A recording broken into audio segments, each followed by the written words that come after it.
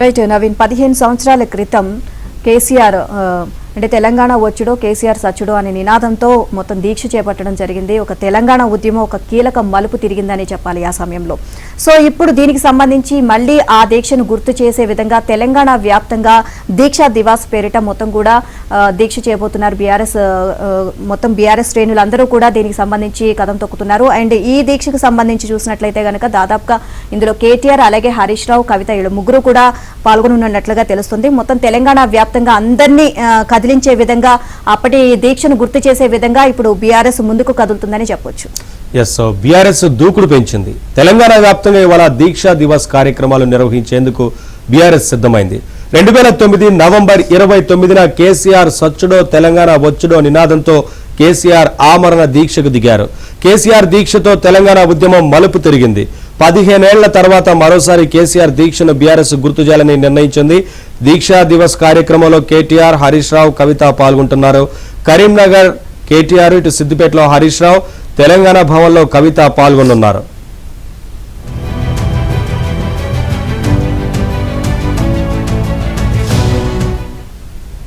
తొలిసారి ప్రతిపక్షంలో ఘనంగా దీక్షా దివాస్ ను నిర్వహించాలని పార్టీ నేతలకు బీఆర్ఎస్ పిలుపునిచ్చింది. 33 జిల్లా కేంద్రాల్లో కార్యక్రమాలు నిర్వహించాలని జిల్లా అధ్యక్షులను ఆదేశించింది. దీక్షా దివాస్ కోసం అన్ని జిల్లాలకు ఇన్ఛార్జీలను సైతం నియమించింది. గ్రేటర్లో 2500 నుంచి 3000 మందిని దీక్షా దివాస్ కు తీసుకువచ్చే బాధ్యతను పార్టీ నేతలకు అప్పగించారు. గ్రేటర్లో ప్రతి డివిజన్ నుంచి కార్యకర్తలంతా తరలి రావాలని సూచించారు. దీక్షా దివాస్ ను విజయవంతం చేసి క్యాడర్లో జోష్ నింపాలని గులాబీ పార్టీ భావిస్తుంది. ప్రజలను మళ్లీ తమ వైపుకు తిప్పుకునేందుకు దీక్షా దివాస్ ను వాడుకోవాలని బీఆర్ఎస్ భావిస్తోంది.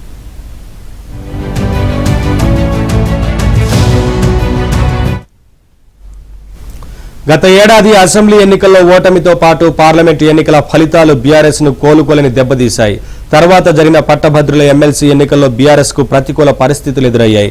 ప్రజలు సైతం పార్టీకి దూరమయ్యారు. మరోవైపు ఆశించిన స్థాయిలో కాంగ్రెస్ ప్రభుత్వంపై ప్రజల్లో వ్యతిరేకత రాలేదని పార్టీ నేతలే అభిప్రాయపడుతున్నారు. దీంతో దీక్షా దివస్ ను విజయవంతం చేసేందుకు బీఆర్ఎస్ నేతలు పట్టుదలతో ఉన్నారు. ప్రస్తుతం ప్రతిపక్షంలో ఉండటంతో విజయవంతం చేస్తే ప్రజలంతా పార్టీ వైపునకు మొగ్గు చూపుతారని, రాబోయే స్థానిక ఎన్నికల్లో సత్తా చాటవచ్చని గులాబీ పార్టీ నేతలు భావిస్తున్నారు. ఇందుకోసం నేతలకు అసెంబ్లీ వారీగా టార్గెట్ విధించినట్లు సమాచారం.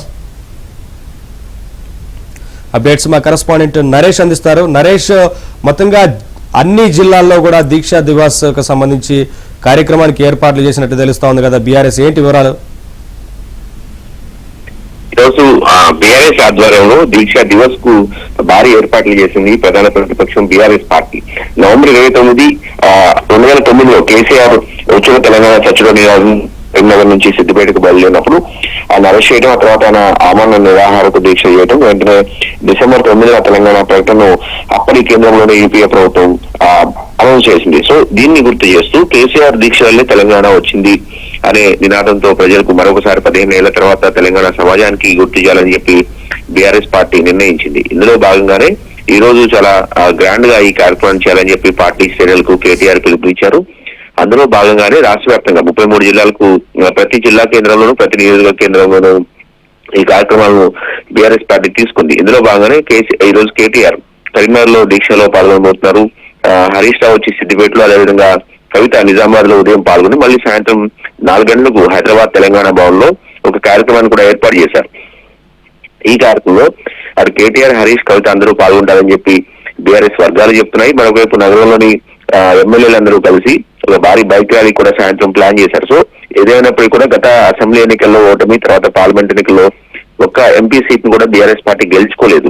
మళ్ళీ తిరిగి పార్టీలు జవసత్వాలు నింపాలి, క్యాడర్ లో ఉత్సాహాన్ని నింపాలనేది బీఆర్ఎస్ పార్టీ ఆలోచనగా ఉంది. ఇందులో భాగంగానే ఈ కార్యక్రమాన్ని చాలా గ్రాండ్ గా చేయడం ద్వారా మళ్ళీ క్యాడర్ లో ఒక నమ్మకాన్ని, ఒక ఉత్సాహాన్ని తీసుకొస్తే రానున్న స్థానిక సంస్థలు కూడా రేపు జనవరి, ఫిబ్రవరిలో స్థానిక సంస్థలు ఎన్నికలు జరుగుతాయని చెప్పి ఇప్పటికే వార్తలు వస్తున్న నేపథ్యంలో ఈ లోపు పార్టీని కొంత ఊపు తీసుకురావాలని చెప్పి భావిస్తున్నారు. ఇందులో భాగంగానే ఈ కార్యక్రమాన్ని చాలా బలంగా ప్రజల్లోకి తీసుకెళ్లాలనేది బీఆర్ఎస్ పార్టీ ఆలోచన. ఇక ప్రధాన ప్రతిపక్షం హోదాలో ఉండి, అంటే ఉద్యమంలో పార్టీ పుట్టింది, ఉద్యమ పార్టీగా తర్వాత అధికారంలోకి వచ్చింది. ప్రధాన ప్రతిపక్ష పాత్రను బీఆర్ఎస్ పార్టీ మొదటిసారి పోషిస్తుంది.